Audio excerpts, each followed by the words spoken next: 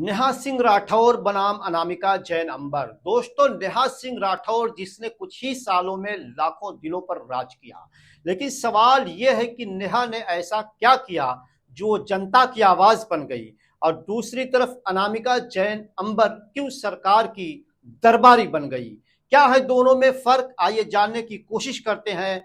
नेहा बनाम अनामिका। 2020 में जब नेहा ने बिहार में का बाग गाया तो पूरा देश झूम उठा।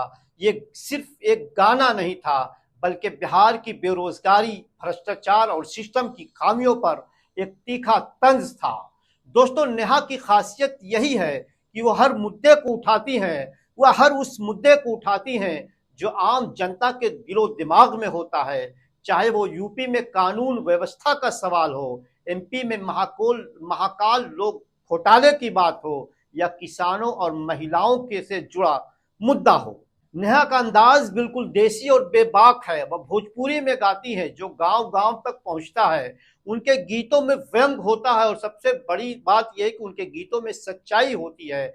यही वजह है कि लोग उन्हें बिहार की बेटी कहते हैं। और हाँ, सोशल मीडिया में उनके लाखों फॉलोअर्स हैं। ये इस बात का सबूत है कि लोग दिन ब दिन नेहा के साथ जुड़ते जा रहे हैं और उनके कामों की सराहना भी कर रहे हैं। दोस्तों, अब बात करते हैं अनामिका जैन अंबर की। अनामिका भी भोजपुरी और बुंदेलखंडी में गाती हैं और उनके गीत भी खूब वायरल होते हैं।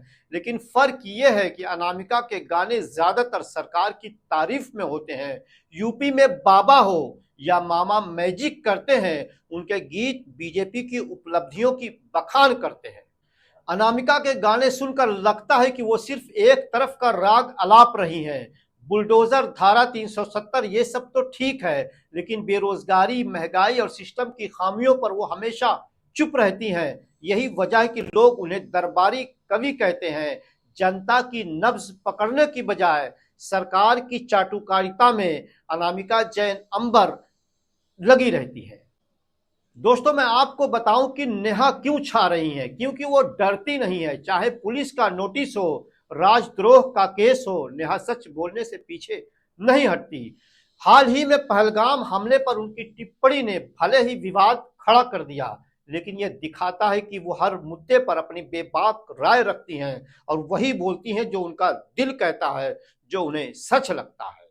और दोस्तों, नेहा के गाने सिर्फ गाने नहीं बल्कि एक क्रांति है। वो भोजपुरी को सिर्फ मनोरंजन नहीं बल्कि जागरूकता का हथियार बनाती है।